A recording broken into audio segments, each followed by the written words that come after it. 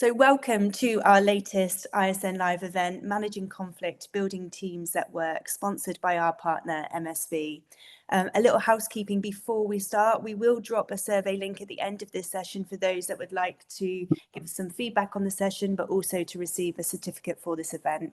We really appreciate your feedback. It helps us then to improve our events moving forwards. And it also then enables you to kind of gain that certificate, and that's available for ISN members. ISN membership is completely free, so if you haven't registered for that membership yet, you can do this here. I'm just going to drop that link into the chat, and that will mean then that we can send over that certificate for you. So I'll drop that survey link in at the end. We do have Q&A enabled for this session.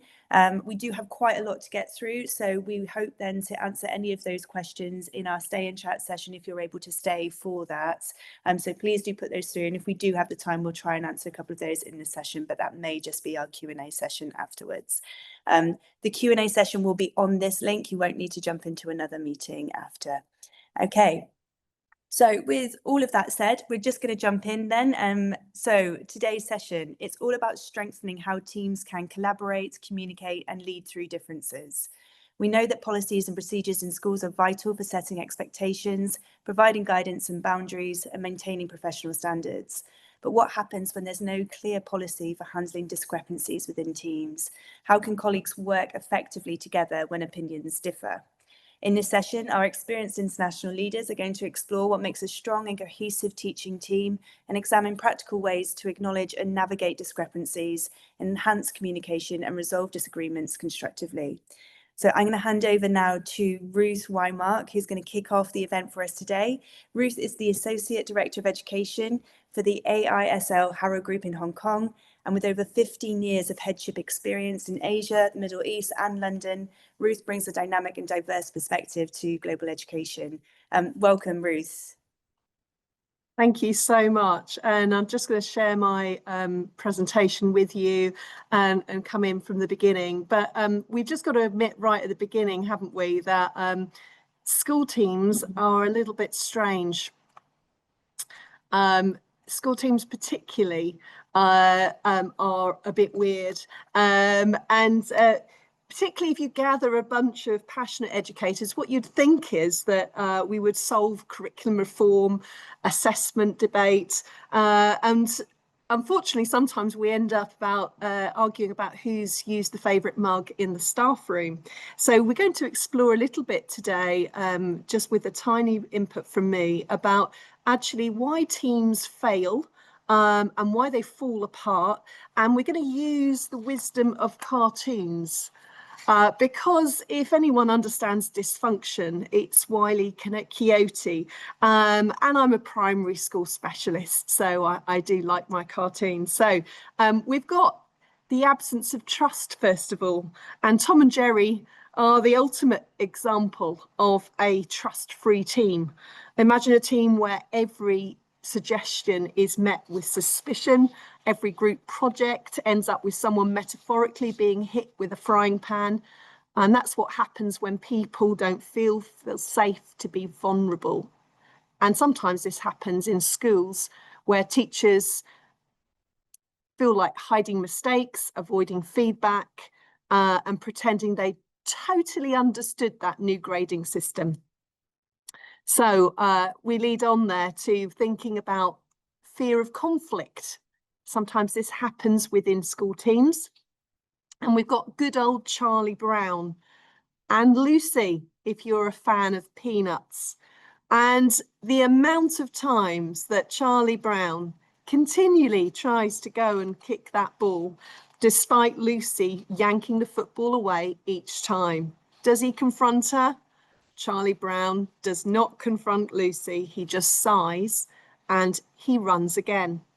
And it's the fear of conflict sometimes that we have in our school teams, or in any team, when staff smile politely and then they go and vent in the parking room. Sometimes it's actually important to have healthy conflict. Sometimes it's annoying when somebody questions what you're trying to implement. But avoiding it sometimes ends up that people feel frustrated, or in fact, change doesn't get implemented. And then we have a lack of commitment, ignoring others' input, leading to half-hearted execution of in teams. And here I've come to Calvin and Hobbes. If you don't know Calvin and Hobbes, there's full of wisdom and philosophy in Calvin and Hobbes. Calvin, though, is a visionary. One day he's launching space mission from a cardboard box. The next day he's quitting because aliens didn't show up. There's a lack of commitment. In this particular cartoon, he's been put together with a teammate who's doing all the work. And he's then finding out, what have we found out? He's relying on his teammate to do that. And she is not having it.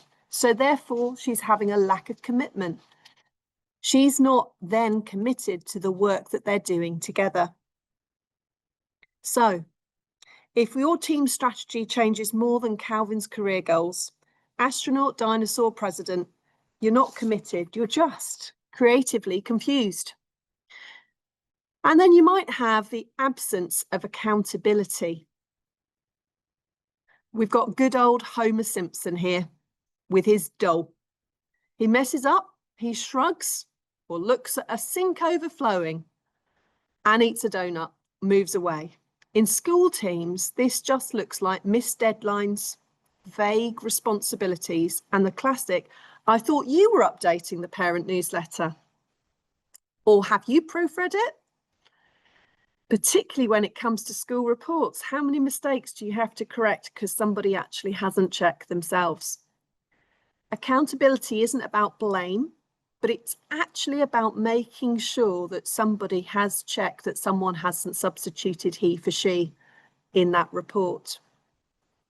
And then finally, we have inattention to results. Wile E. Coyote is a classic example. Spends millions on Acme gadgets, but never catches the Roadrunner. Why? Because he's obsessed with the chase, not necessarily the outcome. School teams do this too.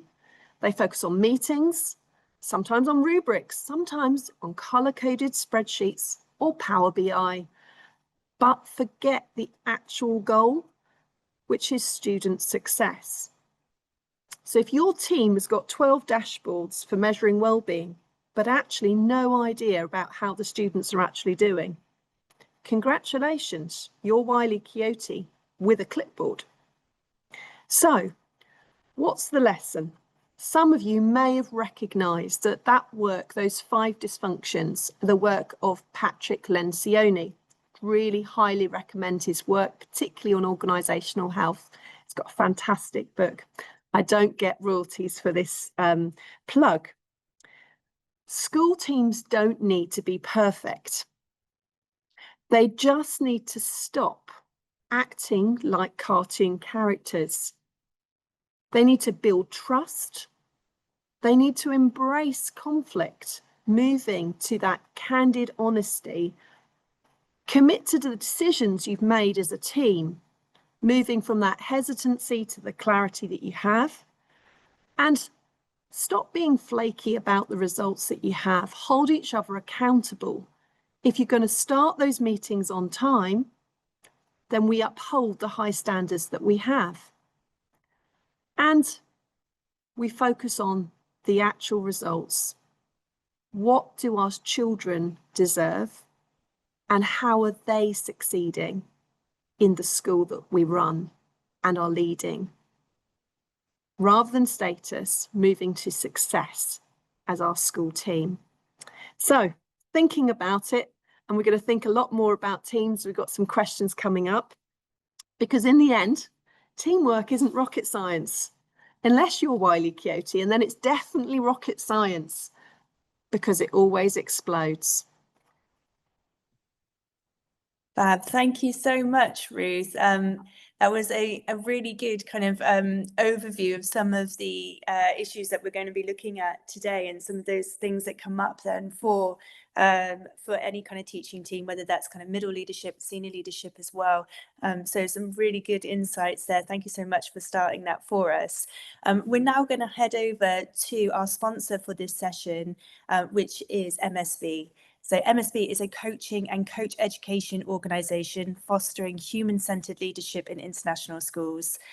MSB work with over 400 heads and senior leaders worldwide and offer executive coaching and an ICF-aligned accreditation pathway for educators. Welcome to Matt Hall, who is the co-founder of MSB, who is going to be presenting for us today. And his session is titled Beyond Harmony, the Real Work of Teams. Thank you, Matt. Thanks. It was really weird, isn't it, when you hear people reading out the blurb about you? Like, yeah. that person? Oh, they're talking about me. Wake up. Do I? That was far more grand than I feel. Yeah, well, thanks, Ruth. What a lovely way in, and I'm always a bit like, oh, you stole my talk. But actually, I'm reassured by what you said because I'm gonna re-emphasize some of it and delve a little bit deeper. I don't have loads of slides. I just want to start with this one because I want to set the context, which is that we at MSB we work a bit differently because we're not in schools anymore. Most of the people who work with us were in schools at some point, and we know schools really well. But we always start from this word, from human. And so I'm going to be inviting you to think about the humanness in what we do this morning, this afternoon, tonight, depending on where you are. And I just want to reframe conflict as compost. That's going to be where we delve, and I'll come back to some slides at the end. But I'm going to deliberately I've challenged myself not to be slide-tastic, which I normally am. So this is about managing conflict. But yeah, I want to get a bit deeper, but beneath the strategies, beneath the interventions, and to think about the relational root system that makes teams either thrive or not. Because in international schools, as we know, conflict isn't just disagreement. It's change, it's identity, it's culture, it's hierarchy, it's loss, it's grief sometimes. And it's braided into this kind of really fast moving work that we have to do. So instead of fixing conflict, I want to offer that shift. Let's compost conflict. Before we even go further, even though we're not in a room together, I can see there's there's kind of 75 of us here. There's a relational field right here, right now. We're a team. Each of us is bringing something. It might be attention, it might be fatigue, it might be resistance, it might be that you signed into the wrong link and you don't know what you're doing here. It might be longing, it might be ambition. But the best teams I've worked with, they don't just notice the task. We turned up to listen to a webinar. We turned up to talk on a webinar. They notice the field. The best teams are tuned to the unspoken. They pause for the pulse, the heartbeat. So let's start there. I'm kind of curious, what's the team right now, right here in this webinar? Just think about it or mention it in the chat if you like. What are we co-holding together? What's trying to emerge through us? Because that's the kind of presence that makes teamwork. It's not just function. And we've probably all been on teams where things seem fine on the surface. Meetings were smooth, everyone was agreeable. There was lots of lovely, polite inquiries about where you're going on your holiday and what's happening at the weekend and how your children are getting on. And yet under the politeness, something was off. There was like that tension, but you couldn't quite name it. It was that kind of disagreement that flickered, in the eyes, but then it disappeared. And don't get me wrong, harmony can be really helpful. We like harmony as humans. We try to find that. And as educators, my goodness, are we good at it? Are we good at mediation? Are we good at being in the middle? Are we good at seeing all the perspectives, parents, students, teachers, all of it? And I know as senior leaders, those of you in leadership roles, you're always trying to be the co-creators of harmony. But false harmony is often conflict that's been swallowed. If you only nourish what's neat, you starve what's true. What you avoid doesn't vanish, it just festers. And what you pay attention to just grows. So there's this idea, isn't there, that the best teams are aligned, fast, efficient, productive, positive. But as Ruth said, many teams that look high performing are silently exhausted. They're what we would call over adapted or under honest. And true team health isn't just delivery. It is the ability to pause, to reflect, to disagree, like compost, to repair, to re-nourish, regenerate. So again, I'll offer this. If you're looking for one experiment to take away from today's, just set aside some time, not for solving a conflict, but maybe just asking, what are we learning from this tension? So not solving the conflict, not moving to harmony straight away, but what are we learning from this tension? Or put another way, let the conflict teach, not just interrupt. Because to come back, your team is not a list of roles. It's a relational field. It's shaped by energy, by memory, by emotion. This kind of wonderful mixture of human beings all in a building or all in a setting to do something that's really good in the world, to educate children. But that field remembers. It remembers whose voices are welcome. It remembers what kind of conflict is allowed and what kind of conflict is not allowed. It remembers what happens when someone tells the truth. So again, just an offer. Instead of starting your meetings perhaps with updates or check-ins or going through the agenda, loads of schools are really good at this, I know this, but just try the question, what's in the field right now? Not every team needs that, but it's worth asking, what's really in the room before you get to the roles and the reports and the updates and the strategy and checking that the reports are done correctly. Just start, what's here right now? Because that way you see your people and you trust your people. So you're getting the idea. Conflict is not just dysfunction. It's the opposite. It isn't the opposite of collaboration. I think we are trained, certainly in the Western world, to feel when conflict arises, to think of it as not collaboration. It isn't necessarily something to be managed away. Conflict is compost. It's messy, as are we. It's emotional. But isn't it full of potential? When something ruptures, the question shouldn't be, how do we fix it? Maybe we can shift to what's breaking down that needs to. Or what is this tension making visible? That feeling, often it's a felt sense, isn't it? And it's normally here. I'm not high enough. It's normally somewhere in the heart, that sense of something's opening up and I don't like it. There's tension here and I feel vulnerable. Something's going to be allowed in. We often feel it in here, courage, core, French for heart. So allow it in. Composting requires time, presence, and trust in the process. So yes, you need a protocol, you need systems and processes, and we'll come on to that. But you also need the courage to stay present long enough for new nutrients, new thinking, new alchemy to emerge. Because we can't talk about conflict without talking about emotion. Yet so many teams treat emotion as a derailment. And again, I find this fascinating. I get this privilege of working with schools and being on the outside looking in and seeing educators that are amazing at dealing with the emotions of a 3-year-old or a 5-year-old or a year 6, but they can't deal with the emotions of someone their own age, or they don't want to go near the emotions, or they don't expect the 46-year-old to have any emotions. So, but what if emotions is just intelligence? What if emotions is just new information? What if someone's anger is just an offer of information?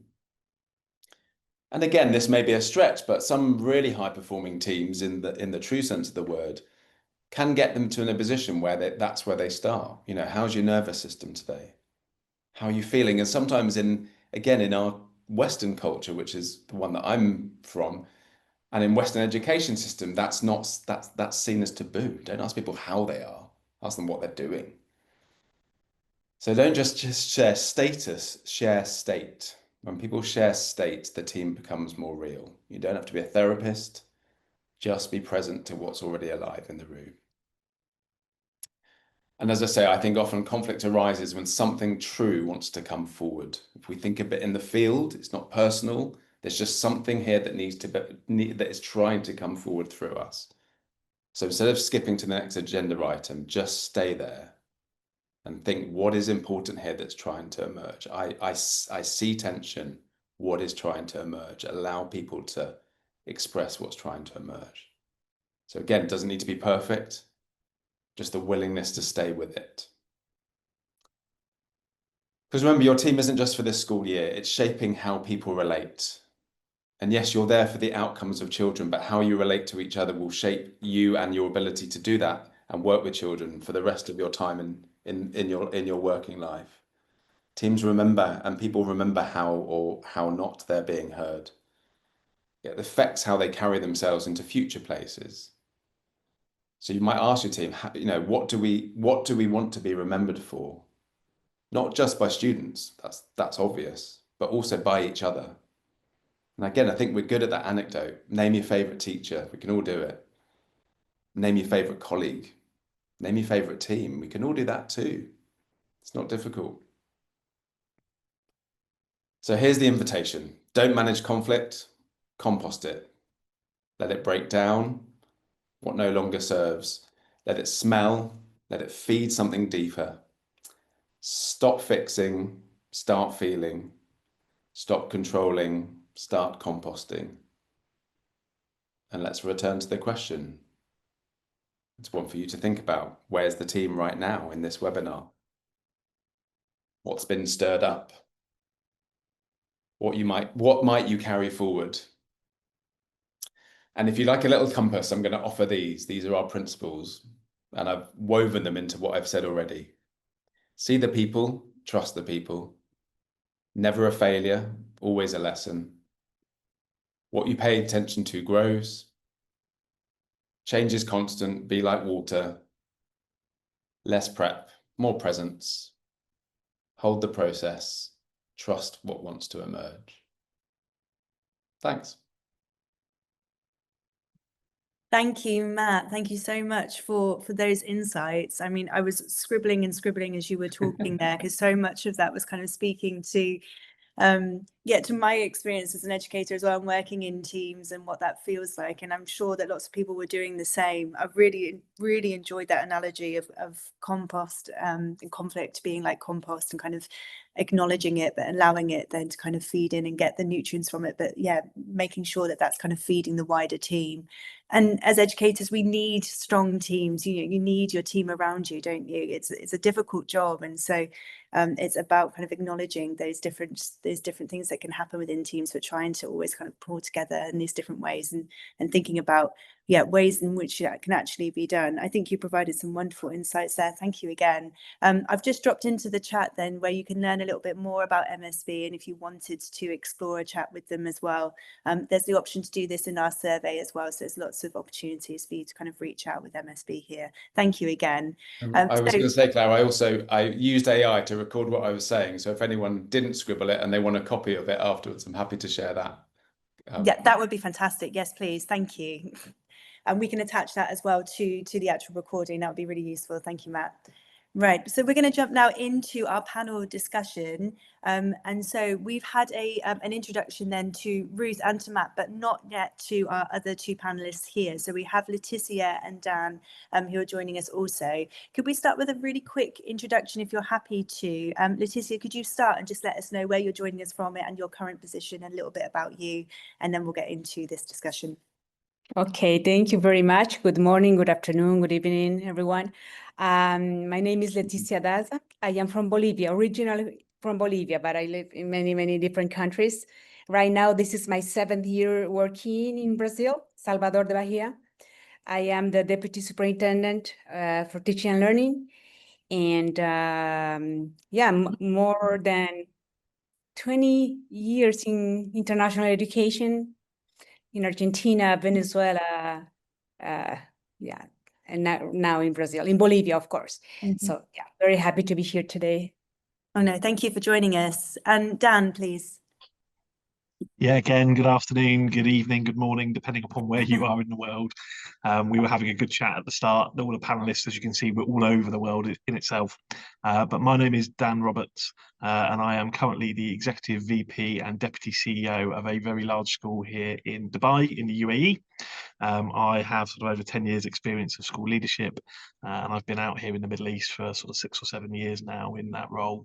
And yeah, really excited today to be talking about leadership and the way that we facilitate really strong teams. And the remarks from Ruth and Matt so far have been fantastic. Yeah, thank you.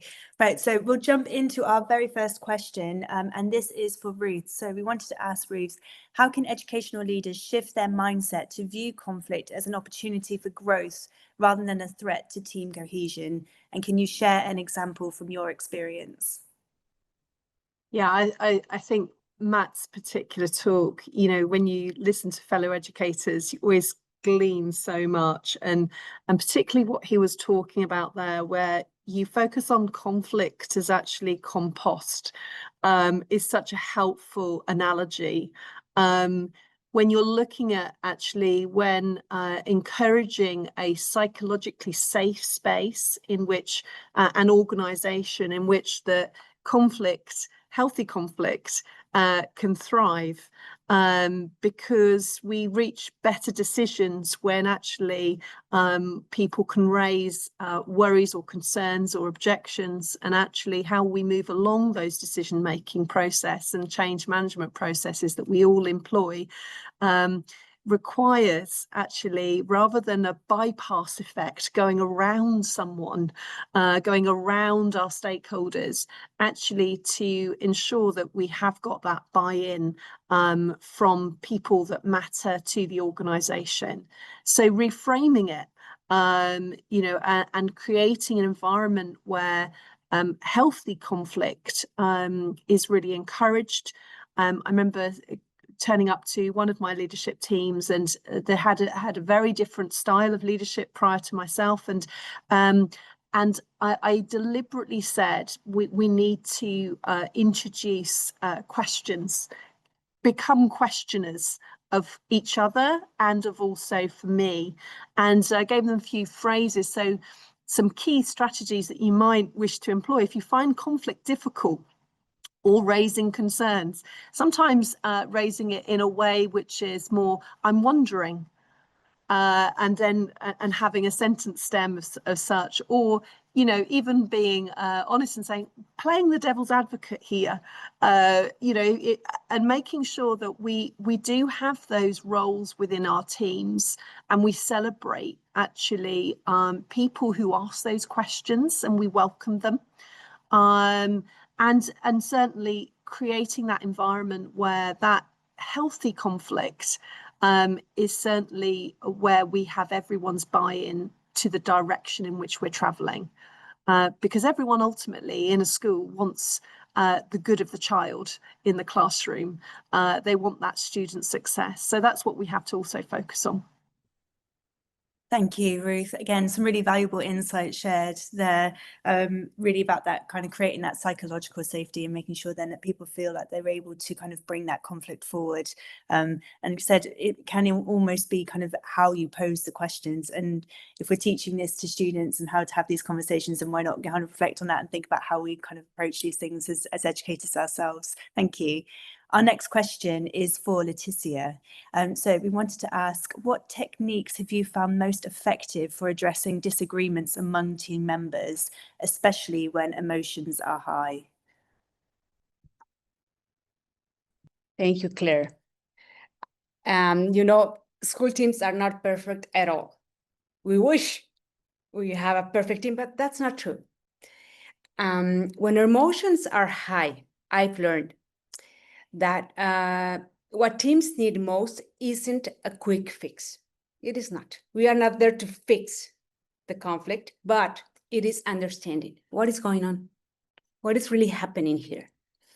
And we often rush to solve the problem, but if we don't acknowledge emotions, we need to really acknowledge, but I mean really acknowledge emotions, we ended up treating the symptoms, not the causes.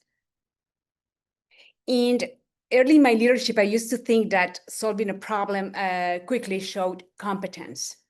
I was completely wrong, completely wrong. And I realized that when we rush through disagreement, we often leave deeper issues unspoken, and that's dangerous. That's very, very dangerous, because those can come back later as sometimes in ways that quietly damage trust and relationships. And that's very hard to rebuild. It's not from one day to another. It takes time to build trust, but just 1 second to just, no? Daniel Goleman reminds us that emotional intelligence begins when you become aware of your own emotions and how they affect those around you. So we need to take a lot of attention to this, because for me, everything starts with self-regulation and pausing, centering, and entering the space calmly. It is fundamental, because when the leader is calm, when we are calm, the team can start to begin to breathe again, when we have a huge conflict. The techniques I use are grounded in cognitive coaching. It really helped me in my leadership roles. This framework is, I use this framework for trying to manage not to manage people's problems, because that's not the point, but to facilitate their thinking, which is what we want to do. I would just mention 3 simple intentional steps that I use. Pause and center. Pause, I need to regulate myself first, because calm is contagious. Then I paraphrase, but for understanding, not just paraphrasing to gain time, let's say, for paraphrasing. Say something like, what I'm hearing you say is, helps people to feel seen, to feel heard, and especially to invites them to rethink their thinking. And that lowers defensiveness. Absolutely. Then I always ask, it's important to ask reflective questions, such as, what's another perspective we could consider here? No? Or what's the story we are each telling ourselves right now about what really happened? And this is a great technique to move the group from reaction to reflection. And that's when often the tension begins to dissolve. That really, really helps us. And I can say, that's when the really magic can happen. Sorry, the conflict transformed to real opportunities to learn for all of us. Thank you, Leticia. Again, what wonderful insights you've shared, and that role of kind of emotional intelligence and recognize what you're bringing to a situation. I loved what you said about calm is contagious, taking that time to pause and reflect. Yeah, some fantastic ideas in there. Thank you so much. Our next question then is for Matt. Matt, we wanted to ask, how do you ensure that teams in international educational contexts have clarity around roles, responsibilities, and norms without creating rigidity? Thanks, Claire, for such an easy question to answer. It's just really kind of you. Yeah, throw you an easy one. Yeah. I mean, it's easy that, right? Well, again, I love the acknowledgement so far this morning of around teams being messy, us not rushing to a solution, and therefore, there's the caveat, right? I don't think any of us are going to be able to answer this with a 100% solution. And yes, I love that. Calm is contagious. I'm taking that away. We have a principle at MSB called hold the boundary, trust the process, and we talk a lot about, I think this is a Brené Brown phrase, about poetry and plumbing. You've got to have, we're a business, right? So again, the other metaphor or the other way that works for us is commercial and cultural. So you've got to have your boundaries. You've got to have that stuff in place. And I think it's it's a naive team that thinks, well, we can do all this with culture. We can do all this with just agreements and presencing and listening. You can't. You've got to have that stuff in place.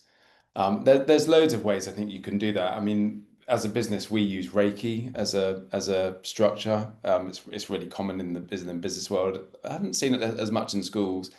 RACI, responsible, accountable, consulted, informs. If you Google RACI matrix, you'll find it. It's definitely not MSB's.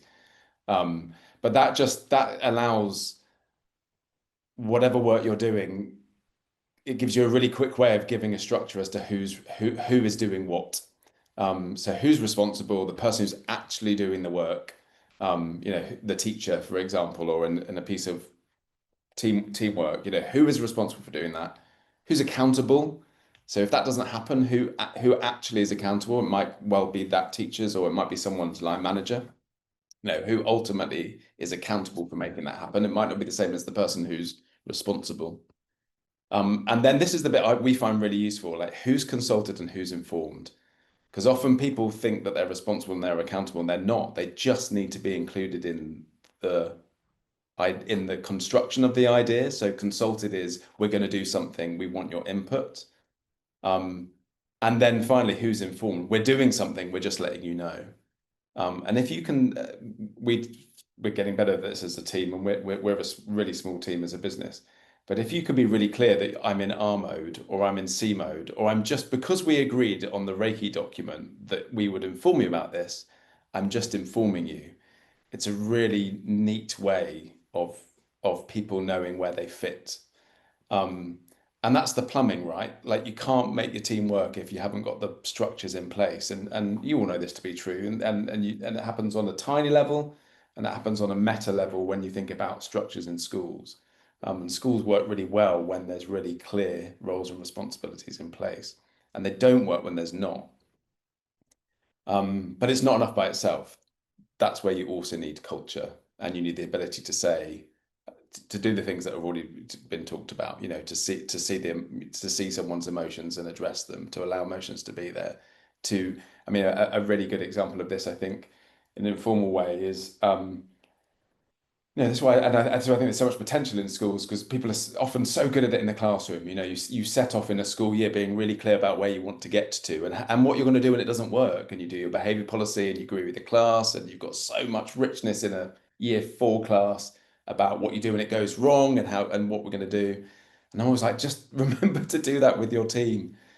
Like, just agree what you're going to do when it goes wrong. Agree what you're going to see in each other when it's stressful.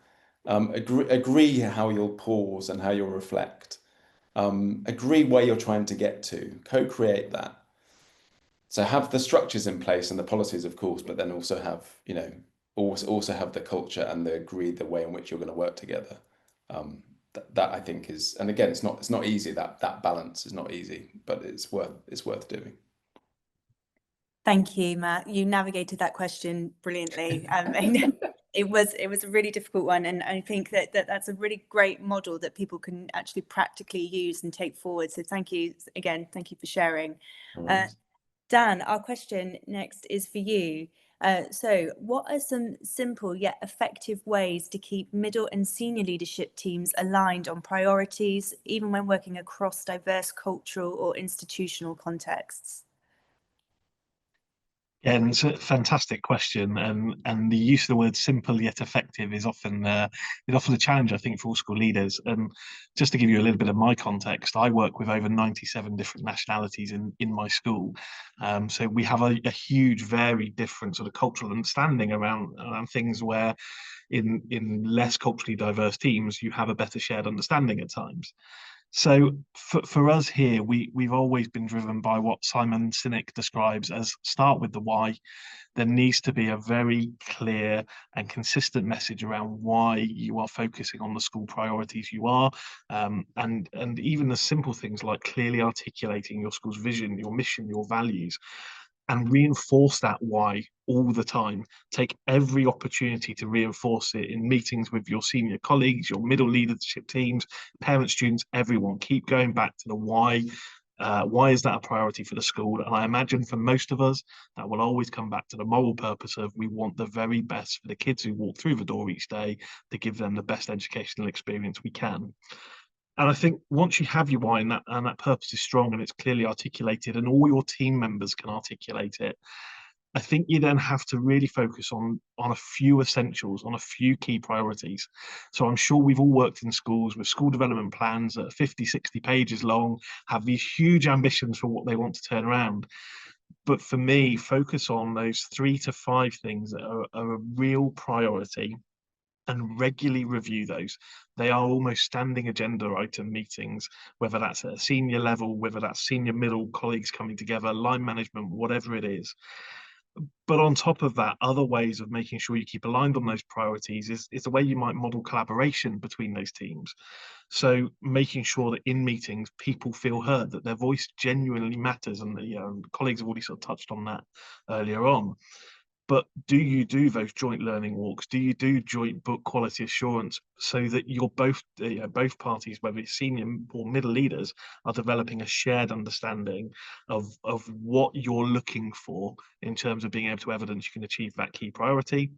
And then the final kind of tip I would leave is making sure that all those middle and senior leadership teams are working towards that consistent sort of set of priorities, is make sure you've aligned both your professional development and your performance management for those people. So it's very clear that we are learning how to get better at this particular thing, which informs our performance management, because that will help us achieve our school priorities. And back to that why, back to your vision, mission, values, why are we doing this? Thank you, Dan. Again, yeah, pulling all of that together, the school mission, vision and values is a huge kind of anchoring point, isn't it? And trying to use that as a way to move forward and really bring everybody together and create that kind of that feeling of togetherness and working in an aligned way where people can hopefully try to move away from conflict. Our next question then is for Leticia. And Leticia, we've kind of jumped around questions a little bit. So this was your next question that we had talked about in terms of priority and order, just so you're aware. So the question was, how can leaders sustain team motivation, engagement and resilience over time, particularly when navigating periods of change, challenge or high pressure?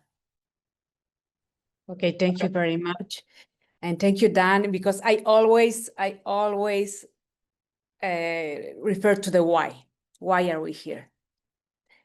Our mission. The mission is our contract with the families, let's say. So we need to be, let's hopefully all on the same page, right? But that's hard as well. Well, thank you for this is a great question, Claire. Things are always shifting. That's our only constant. Change is our constant. And how leaders guide teams through uncertainty makes all the difference. Leadership today is about helping people stay grounded, focused, and engage over time, and not just reacting to immediate challenges. That's the why of our why, let's say, in other words. Sustaining motivation depends on meaning and connections. Everything is all about connections. Learning is emotional. We need to always remember that. If I don't feel well, I'm not going to learn. That is a reality. And the same thing happens with our kids, with our students, right? And when people understand why their work matters, really matters, what is the why of their work, and feel recognized. Recognition, we all need recognition.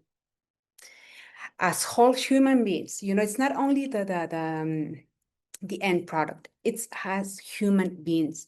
They remain committed even during stressful periods.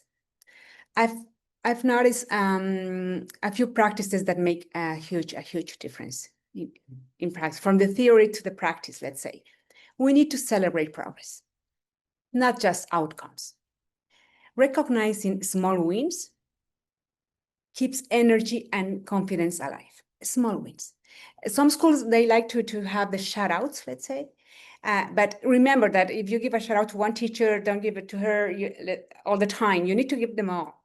Little things because every little thing makes a biggest one. We need to be transparent and share context. When challenges arise, honesty builds trust and prevents disengagement. We need to inform, right? Another thing, I remember that when we came back from the pandemic,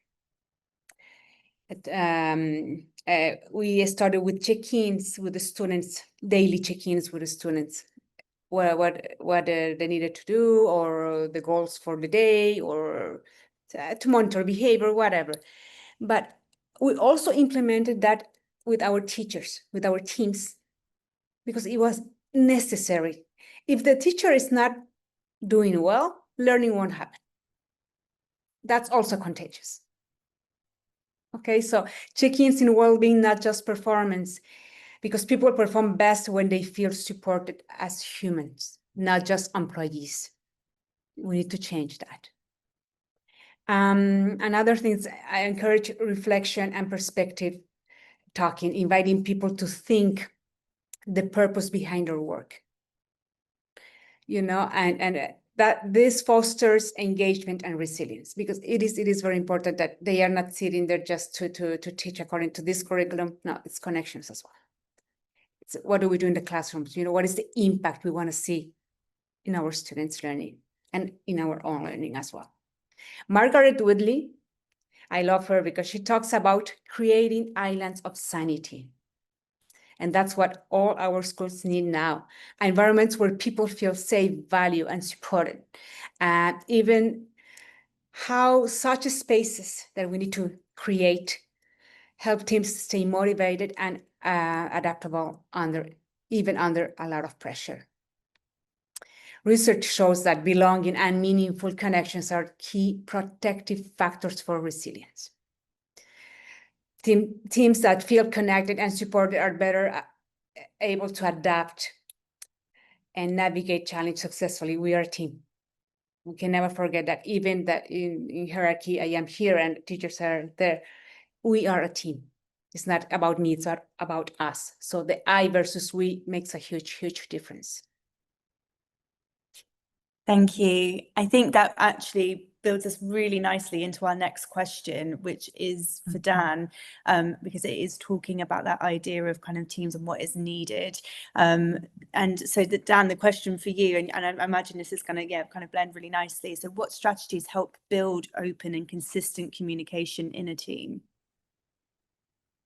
Yeah, I think there are a number of things that I would want to touch on here. And the first is around the expectations you set together as a team, the way you co-create the agreements, how you're going to communicate with each other, how you're going to provide feedback to each other, and how you do that respectful disagreement. I think, you know, many people have mentioned this already, but you do want the disagreement in your team. You don't want groupthink where everyone accepts something because it's been said. And part of that, I think, particularly when you are the person who's leading that team or leading that meeting, is you need to model your openness. You need to show your vulnerabilities a little bit. Where you're uncertain, ask for people for their support. Welcome challenge from people and thank them when they are offering that constructive dissent to what's going on. But one of the key things I've always noticed as well, and I take this from the first time I was a deputy head teacher, and the head teacher at the time was very, very clear that in every meeting, each person around the table was expected to have a voice.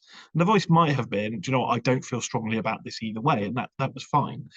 But he said to me in every single meeting, the last two people he wanted to talk was me as his deputy and him as the head, primarily so that everyone else's voice was heard before us, rather than us dominating with our personalities and our views on the way things are going.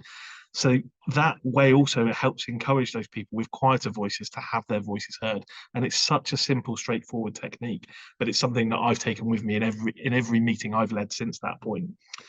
But it's also, I think, about, as we've said, Matt was talking about earlier, reframing that conflict. So what can we learn from different viewpoints rather than who's actually right in this scenario? What can we learn from people who've got different viewpoints to what we have? But where you do then have to disagree, It's about keeping it objective. And one of the phrases I use when we do our training here for our middle leaders, our senior leaders, when we're delivering the NPQs, is you focus in on the issue, not on the person. It's issues, not people, every time. And you use evidence-based statements. So things like, well, I've noticed this. What have you noticed? Rather than going in on that personal attack, and have that piece of evidence to back up what you're going to say.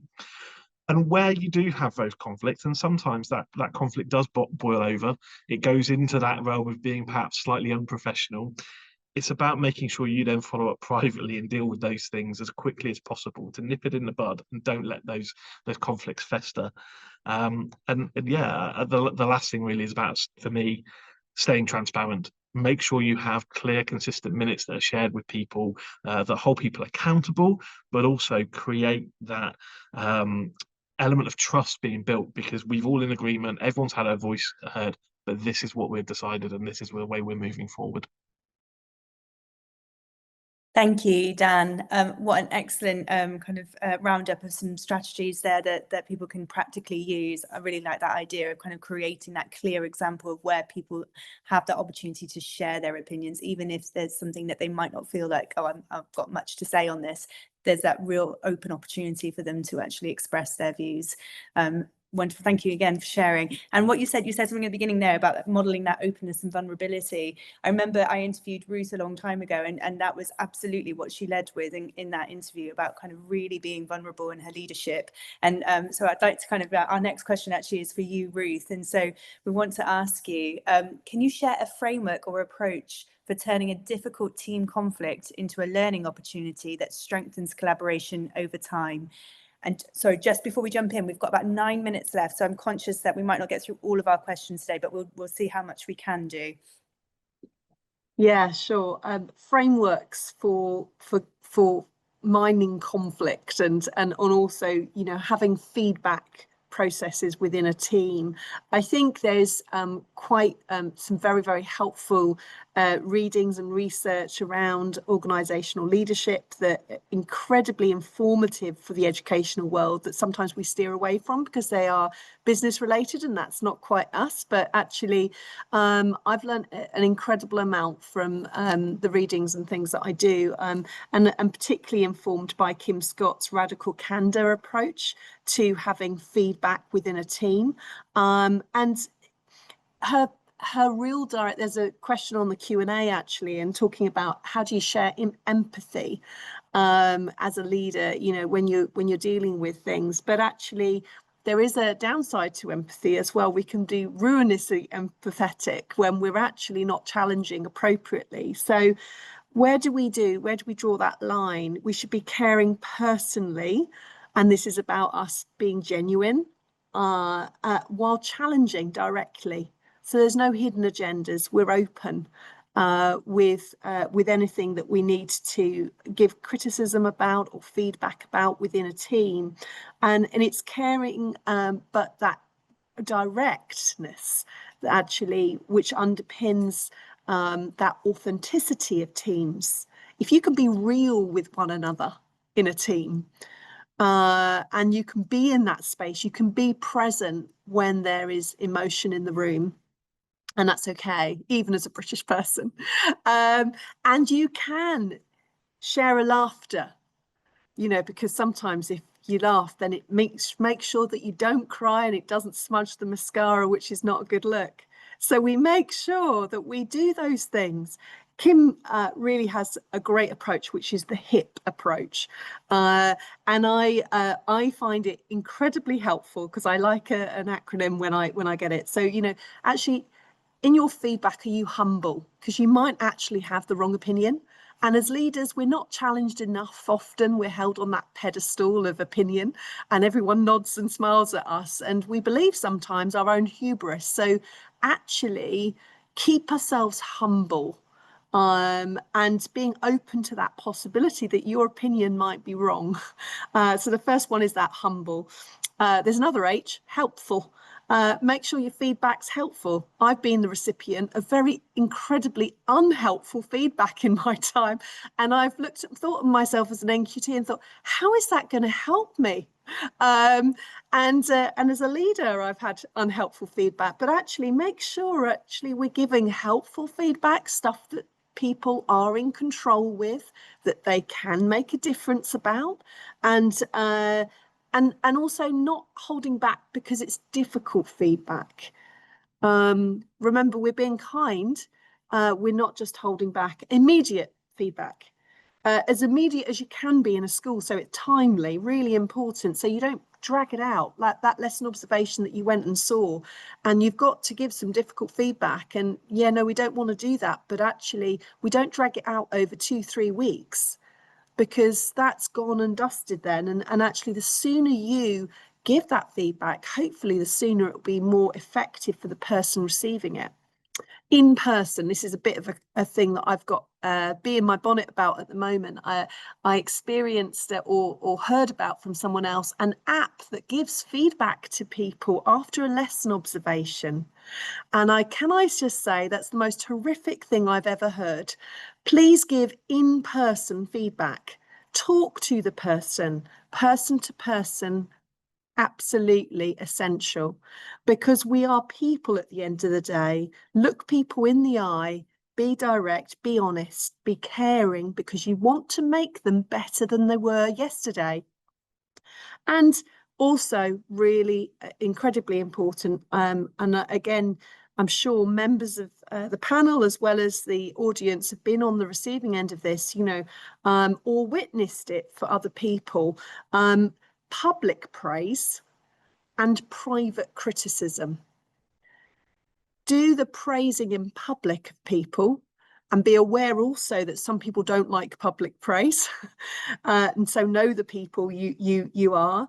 But to recognise achievements, and reserve criticism for those confidential conversations, because there's nothing worse than feeling very psychologically unsafe in an environment where you know somebody's going to criticize you publicly for something you've said or you've done, and that's a culture killer.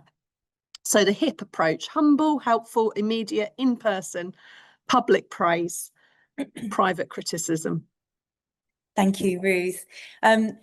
Yeah, again, some brilliant strategies then that educators can practically use in terms of what they're going to do moving forwards, and ensuring that they're working together within their team and thinking about how to create that kind of cohesion, even whilst acknowledging that there is going to be conflict, and celebrating that, hopefully even creating that into that compost. Thank you everybody for joining us today. I'm just conscious of our times. We do have a few more questions, and we've had some questions in our Q&A as well. But just for those who are really strict on trying to finish this on the allotted hour, I'm just going to drop our survey link in now for those who do need to shoot off. But for those who are able to stay and would like to stay for that stay in chat session, then please just stay on the line here. So we have a couple of questions in our Q&A, which I think what we should probably kind of jump to first. I don't know if any of our panelists need to kind of shoot off now, or if you're able to stay around for just a little bit longer. That's wonderful, thank you. Okay, so I think we'll just very quickly just jump to what we've got here in the Q&A for those people who've submitted some questions, and then we can maybe jump into some of these additional questions if we have the time and people are able to stay with us. So we had a question which Ruth touched on, which was, how can leaders balance empathy with authority during conflict resolution? This I just wanted to kind of open up then to everybody and see if anybody had a response for this. So how can leaders balance empathy with authority during conflict resolution? I'm happy to jump in. I mean, I don't have the perfect textbook answer to this question, but I think the first thing is around making sure you are actively listening to what's happening. Use that emotional intelligence to help you identify where you have to have a bit of empathy. But it's also about that active listening and giving that person space to say what needs to be said. I think is really, really important. I don't know if anybody else wants to jump in at that stage. I think for me, it's what you, as is always the case, what do you do with that authority? Is that authority power, or is that authority the ability to hold a space and to be the person, as we talked about at the beginning, about the middle person, the diplomat? And often people will expect you to hold your authority as power, and they'll be looking for signs of you taking advantage of your authority as power. But if you, as Dan said, if you can, be present, listen, acknowledge, relate, we know those are really good ways of diffusing authority or perceptions of authority being misused as power. Because I think that for me is what is in the kind of implied in that question. Well, you can't be empathetic because you're the boss. No, because I'm the boss, my job is to be empathetic. I think that goes back to something that I touched on in one of my earlier answers as well, about separating the person from the problem. And actually, it's not a personal issue. It's going back and saying, well, what is the problem we're focusing on? It's not about how you've behaved in your character or anything like that. It's how are we going to work together to resolve this issue?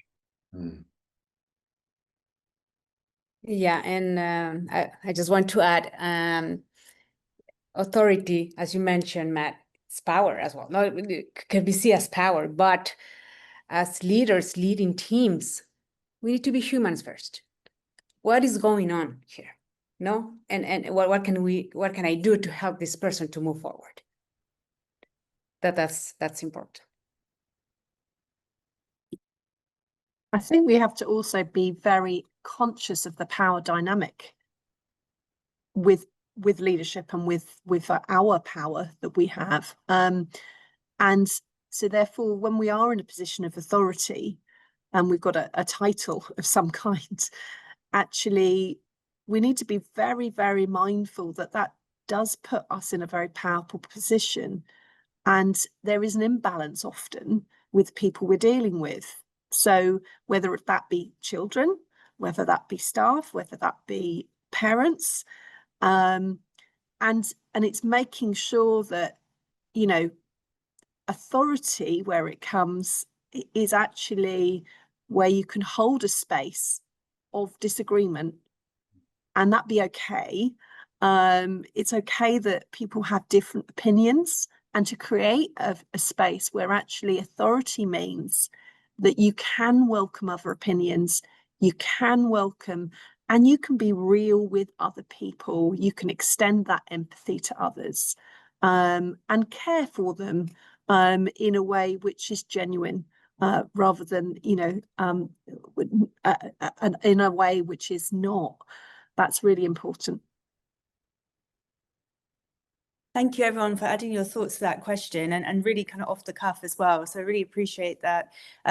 We had another question that was in the Q&A, and then we might, because we have so many attendees kind of still here, kind of waiting, listening, are happy to stick around for a little bit longer, then we could run through just a couple of these additional questions that we had that we couldn't do throughout the webinar. But the other question that we had in the Q&A was somebody who said that they really enjoyed that analogy that conflict is like compost. How can you use it to transform it to gain something fruitful, just as we use compost as a fertilizer? Well, it was my metaphor, so I'm happy to carry on trying to manage the metaphor. A couple of things come to mind when I was playing with this metaphor beforehand. So what do you do with compost? Turn towards the heat. So again, I guess maybe repeating what I said earlier, but our temptation is to go away from the heat. You need the heat to do the generating. So go to the heat, whoever that is, or wherever that's coming from, or whichever group that's coming from, or which two. And again, other colleagues have spoken very candidly about the need to not ignore but to address. Where else does the metaphor work? I think it works in terms of what else do I need? So, what do I need to bring? I think often, well, we know it to be true that leadership in any setting, and schools are no exception, can feel lonely. So I guess my invitation is always, who else do I need here to do this? You don't need to do it by yourself. And as experienced colleagues will know, there might be some other ingredient, which might be another person that is really good at turning that compost with you. And again, your authority doesn't mean to say you have to do it alone. And I guess the third thing that comes to mind again is I mean, I'm sitting in a very damp, soggy November morning in Scotland, and I'm not going to rush my compost this morning. You know, there is no sun. So you stay with the rot, baby, is the analogy. Like these things take time. Letitia said it earlier. Like these things take time, and that's okay. But we have a weird relationship with time in schools. It's one of the very few organizations, I think, where we're on such a, this happens at this time every year. That doesn't happen in lots of organizations. And there's this sense of we've got these kids for this one chance. We've got to get it right every time. That puts huge pressure on the pace. But trust your staff might be a bit there longer than just that. That you might just need to take time with this particular conflict and let it be there. Let it be there for a bit. I don't know if that is a terrible job of that metaphor, but that's my perspective. No, I think that was great. Thank you, Matt. Again, straight off the cuff, kind of thinking about like feeling this out a little bit more and how that really kind of converts into something practical that educators can use, and really like the idea, kind of turning towards the heat as well. Not hiding from it, trying to address things head on. It's so important, and I think it's very human feeling to just try to hide and pretend that it's all okay. And that's the difficult job as a leader, is trying to not do that and model that behavior. Okay, we do have another question that's popped up in the Q&A. I'd love for you to have a look at that if you have the opportunity to. I think I could jump into our regular questions, but everybody else, if you have the opportunity as well, just have a look at that question, because it's quite a meaty question. So potentially you could have a little think of it, before I pose it to everybody. So our next question in our panel discussion was for you, Matt. And so we wanted to ask, how can teams balance the need for consistent routines and expectations with the flexibility required to accommodate diverse perspectives and working styles? Yeah, so the relationship between routines and expectations and accommodating working styles and people's approaches. It probably won't surprise you, Claire. I'm going to challenge the question slightly. In that the questions posed is that they're potentially in conflict with each other, and I know why, because at the outer level, I think they do appear as if they are. Again, I think I probably come back to, what do we mean by expectations and what do we mean by routines? And I think if we mean the right things by those things, they're not in conflict with flexibility in people's working styles. So I think for me, if routines should be done well, routines are a way of grounding. And again, I kind of go back to the best classroom practice here. Like the best classroom practitioners, I was like, take your best classroom practitioner and just apply that to running a school, and you're kind of there. Routines aren't there. Routines are bad if they're there to control, right? But if they're there to ground people, bring us together, set a point. This is what we do. This is how we do it. We do it like this every day. That's a shared rhythm. It's not a kind of rule book. So I think routines actually allow flexible working styles because they bring people together and ground them. Don't think they get in the way of that if they're there for the right reasons. And I guess the same is with expectations. So I always remember a head I worked for years ago talked about expectations as being the setting of directions, not the destination. And there's loads written about this, lead and lag indicators, put emphasis on your lead indicators, the stuff that you control, the stuff that you'll do really well, and don't put as much emphasis on the lag indicators, the outcomes, what happens as a result. So again, if your expectations are around, this is how we're going to do this because this gets us doing it really well, rather than I expect this at the end, then that I think again gives people space to be themselves and to be flexible. I mean, the last one that comes to mind here is, high intention, low attachment. So really clear about where we want to be and how we want to be there, how we want to get there. But we're not going to be attached about everyone doing it the same way or doing it in a rigid way. And there's a real distinction, I think, for me between coherence and consistency. And consistency is so often used in schools. Consistency means we want everyone to do the same thing. No, we don't. We don't want that. Who wants to work in a school like that? Coherence is we want everyone to be on the same page working in the same way, relational, clear about the why, held together, but with enough space for them to do it the way that lights them up. So yeah, I guess to go back where I started, I think expectations and routines actually allow flexibility in individual working styles if they are the right routines, the right expectations, and their intention is good. Yeah, I think you can see us all kind of nodding along as you're talking there, and that really brought me back to lots of the points that have been made across this discussion, but also Dan really talked about that kind of shared mission and values, and kind of that being this kind of grounding point. But it's not about trying to stronghold and control, and have like a set way that things always have to be. Like you said, it's about coherence rather than this idea of like we all must do this way, and not having autonomy amongst individuals. Yeah, thank you. So Ruth, our next question was for you. What role does self-awareness and reflection play in helping leaders navigate team conflict effectively, and how can this be developed in middle and senior leaders? Yeah, I think this is absolutely very key to it starts with us, right?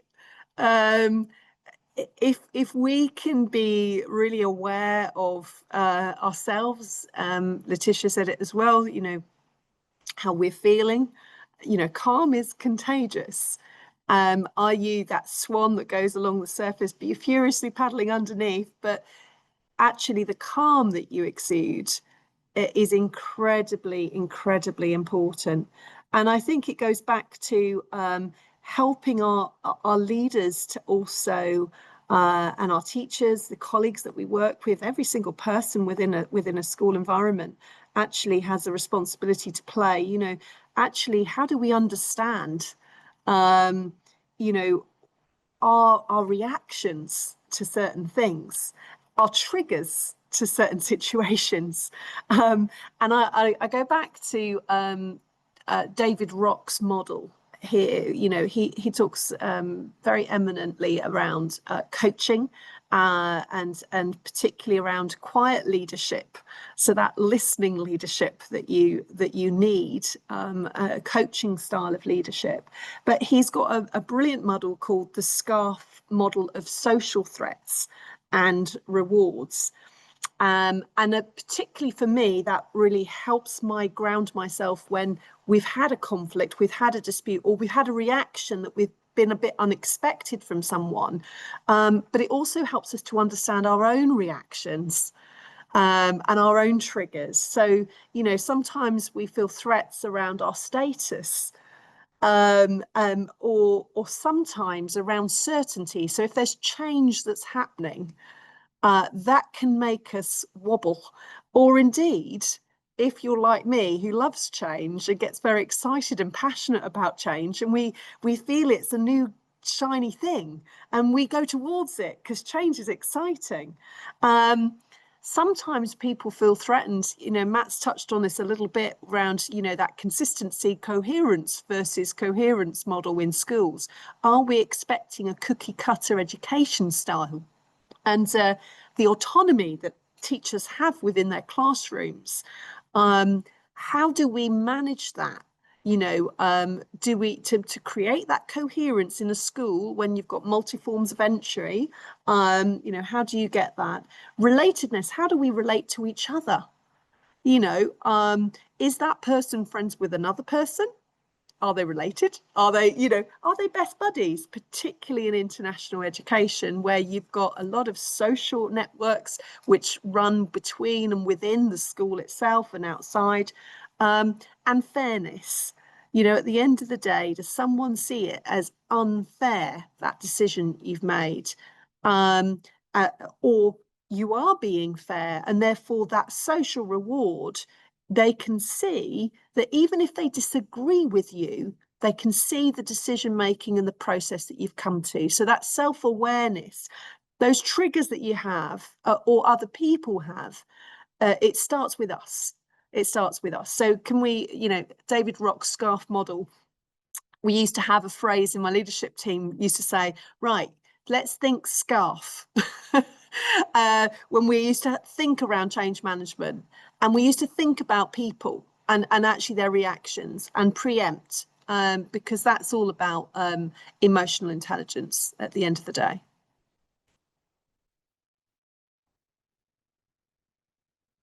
Thank you, Ruth. Thank you again for sharing. We've had a couple more questions kind of jump into the chat, so I'm trying to be across kind of several boards here. But you were just talking then about kind of you know, the importance then of kind of putting yourself in that position and thinking about how are you doing this and creating that idea of fairness. And we had a question in the webinar chat that was asking, is leading by modeling the way to go? Is that always the way to go? Does it work in a diverse working environment? I'd be interested to kind of get your thoughts on that on the back of those kind of comments.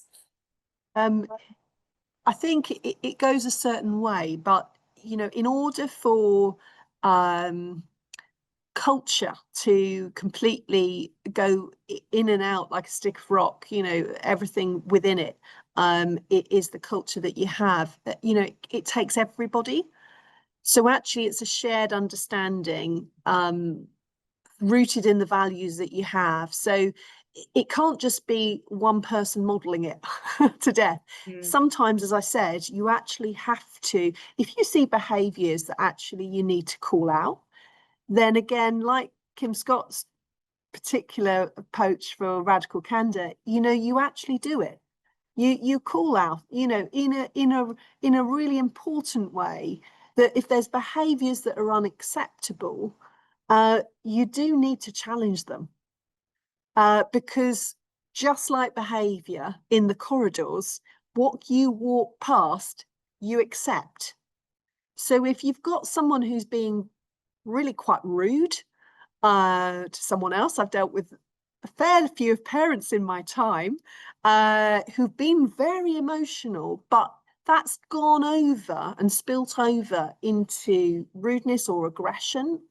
And occasionally, you know, I would typify it as verbally abusive. Actually, to know our own boundaries, to put boundaries in culture, we have to challenge behaviours which are not acceptable in a very calm way, but in a very clear way, so that we make that very clear. So I wouldn't only say by modelling it. When I dealt with a parent, particularly sticks in my mind, and I was 8 months pregnant at the time, and this gentleman was far too emotional to have the conversation that he was having with me, the head teacher, in front of his child. And it's okay to stop an interaction. Promise you'll come back to it, but to stop an interaction. So I remember standing up and saying, I think we're not in the right space to continue this conversation. And I'm going to ask you to come back tomorrow, because then we can deal with the issues that you've raised. It's okay to do that. That's about managing conflict. So not only modelling it, modelling the calm is contagious, but also being assertive, managing our own boundaries, and not walking past what we wouldn't accept. Yeah, thank you. Yeah, I think we've tied into lots of points that we've brought together there really nicely. Thank you so much. Our next question was for Dan, and we wanted to ask you, I'm just moving my screen around a little bit here. Beyond managing immediate conflicts, what practices help establish a lasting culture of respect, trust, and collaborative problem solving within educational teams? Yeah, I think my answer to that question really builds on what Ruth's just been saying, and the question actually around modelling, in that, yeah, modelling is really important. You know, you do want to model certain things, but for me, the answer to that question of establishing that lasting culture of trust, respect, and collaborative problem solving is about the way you lead, with consistency, with integrity. Are you modeling fairness, transparency? Do you follow through? Do you carry through on the things you say you're going to? Or are you the person who lets it slip by? And we've all worked with leaders who promise you to do things and they never do. If you know, same with a child, isn't it? You make a threat to a child because of a consequence of their behaviour, you have to follow it through. Otherwise, you kind of lose that respect, so on. I think also to create that culture of trust and respect, you have to prioritize psychological safety. So you have to create conditions that allow people to feel it's safe to take risks, that they can hold their hands up and admit mistakes and challenge their ideas without a fear of blame. And I know that my line manager at the moment, he's fantastic for that. I can walk in there and hold my hands up and say, yeah, do you know what? I got it wrong then. I'm going to fix it because I know I need to do this, this, and this. But I know I go in there and there is a no blame culture when that happens. And I think that's so important. And part of that is also about having feedback as part of your regular culture, and making it normal to receive feedback from groups. So when I first joined the school I was in, and it was a very different school to what it is now, leaders couldn't take any form of constructive criticism at all. They just saw the criticism. They couldn't see how it was constructive. And through things like creating 360s, where staff review themselves and then have their peers, their colleagues, and the people they line manage give feedback on them, it's helped shift that dial in terms of, okay, this is about growth. It's not about making a judgment, it's about growth and trust. And I think the last thing around trust and respect for me is about the transparency you have in your decision making. And we all know, particularly in senior leadership, there are times where you can't fully explain a decision that's been made. There may be I work for a profit-making company now. There are certain things I can't talk about because it's corporate sensitive data. But I'm as transparent as I can be in every decision we make. And actually, that's with all your stakeholders in your school. It's not just about with your leaders, it's about with the kids, it's with your parent community, it's with your governors, so that you can be open and honest with them to the extent that the situation allows you to be, I suppose. Thank you. Again, everybody kind of nodding along there, and I was kind of scribbling as well. That really so important, that idea about it being safe to kind of to take risks, but also then have that kind of psychological safety that people feel that they can then come in and say, oh, this didn't work. And that continuous kind of movement towards growth and what we're looking for from our students, we're trying to create within our staff. Thank you so much for sharing. And our final question then was for Leticia, and then we have a couple more questions. We've got about 10 minutes before we really will have to wrap this up, so hopefully we can get to those as well. So Leticia, how can leaders identify and celebrate different working styles and perspectives within their teams and turn these differences into a competitive advantage? Okay, thank you, Claire. We don't all think or work the same way. That's something that is real. We cannot expect that we work in the same way. And that's actually a greatest strength that complements us. And as leaders, also, it's always important to remember that we don't have all the answers. No. When someone knows something we don't, it is not a threat. And sometimes we think that. And to me, it's an opportunity to learn and grow together. What can I learn from you that I don't know? Together we are better, right? We need to consider all the time that every voice matters. I try to create always different ways for people to share. Some feel comfortable speaking up, others express themselves better through writing or visuals. What matters is that everyone's perspective is heard. And Ruth, she mentioned this: recognition happens publicly and correction privately. Feedback needs to be, and always needs to be, growth oriented. There is a beautiful framework, the STAR feedback, which is specific, actionable, respectful. No, what is it? Specific, timely, actionable, and respectful. That works very, very well with teachers. And always instructional coaching really supports this approach as well. It focuses on strengths and helps identify areas for growth. Always strengths-based. Collaboration across differences. I love pairing teachers with different strengths to co-plan or observe each other. Peer-to-peer observations work really, really well here. We learn a lot. I can say it's one of the best professional development that we can have. Observing others with the same group of students, we learn a lot. And we need to respect working styles. When people feel value for how they work best, they feel safe to take risks, to share ideas, and to grow. Thank you, Leticia. I think that was a really nice kind of roundup of lots of those ideas, and kind of bringing that kind of conversation then really nice and neatly to a close. Thank you so much for sharing all of these different insights and practical tips as well for educators. We had 2 additional questions that I wanted to kind of put to you, and one of these was that big question that I asked you to have a quick look at that was in the Q&A. So hopefully you've had a chance to do that.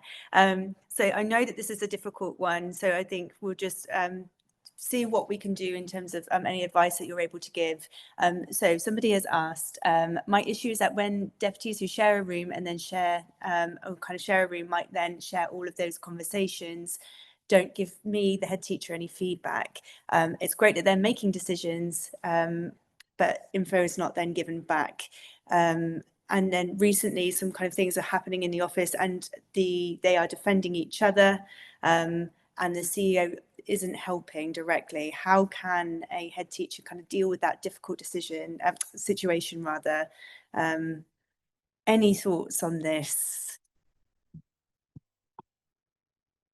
I think my first question would be, are you capable of putting them into different offices? I mean, it's a fairly straightforward strategy in that scenario, but can you break up that power dynamic, I suppose? But also, you know, things to reflect upon are to what extent are you holding them accountable in your line management meetings with them? Do you hold those individual line management meetings, or are they coming together as 3 people into a room with an agenda? So I think a certain element of holding them accountable in line management would be great. And if you can separate them, that might be one to look at. And without sounding too negative about it, certainly one of the things, if I was in that situation and was feeling like I was in almost a no-win, you might also have to ask questions of, is it the right school and the right culture, particularly if you're not getting the support from your CEO that you desperately need. Yeah, thank you, Dan. Yeah, there was some really kind of thoughtful suggestions there, and yeah, lots of nodding alongside as well. I think it was a difficult question to tackle. Was there anything else anybody wanted to add to that? Was my first thought. Split them up. Yeah. Logistics, organize it differently. And sometimes you might find that in a meeting that people come in and sit in the same space. You know, they come and sit in the same chair, and they then occupy the same mental space each time. So actually sometimes the physical organization of a space and where you hold meetings can really change the dynamics of the reactions you get from people. So that's a really quite an important thing to kind of consider. The actual organization of the physical space can actually solve problems, and thinking about that. But Dan, yeah, I was straight away thinking split them. If you can, go in a broom cupboard yourself to give them your office, give one of them your office. That's fine. Thank you. Yeah, thank you for sharing. And again, like, you know, quite difficult question to just kind of throw to you. And so the final question we just had in the chat was, how can conflict be addressed when the management is not hierarchical? I don't know if anybody had any thoughts on this final question.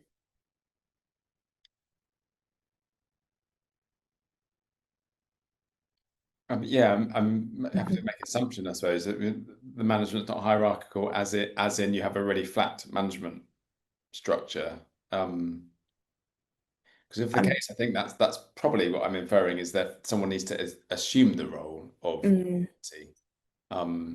And again, that's culture, isn't it? If the culture in that flat structure is we will agree what happens when there is conflict, then you have authority to say, we agreed one of us was going to mediate, or we agreed that one of us would step in, or we agreed that one of us would call it, would say, I can see there's something here.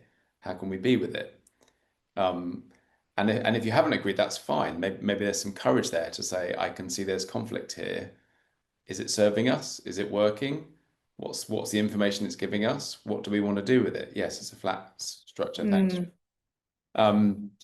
So there's maybe 2 parts. One, is there a conversation to have as a team about what you do when conflict shows up, and then with that agreement, it gives you the structure to then address it, or is the trust high enough to say, I'm naming what I'm seeing. Ruth's point, don't walk past it. I can see and hear and feel conflict, and it's having ripples. Let's explore it. Let's see what happens. And you can't control the rest of that, but just trust the process. Trust if you address it, you lift the lid on it, just trust it to unfold. That would be my advice. It's the idea of moving from a cozy club or simply a work group versus actually a high-performing team. So what Matt's describing there is actually moving to a more high-performing team, because within a team you do need that kind of agreement around somebody to take the lead at times. Yeah, thank you. I mean, yeah, thank you again for sharing all of these kind of experiences, reflections, insights, and really delving into your years of experience. We really value this, and I think that we shall see then a lot of this kind of reflected in some of the comments we get in our survey. But we've had lots of people thanking you so much for your time and for what you've shared today. So thank you from me as well, and from the International Schools Network. So we're going to leave this there. We really appreciate the additional time as well. Thank you, everybody. I will just finally drop that survey link in once more. So if you haven't done so already, you can click on this and give us some feedback, and also then receive that certificate of attendance for today as well. Thank you, everyone.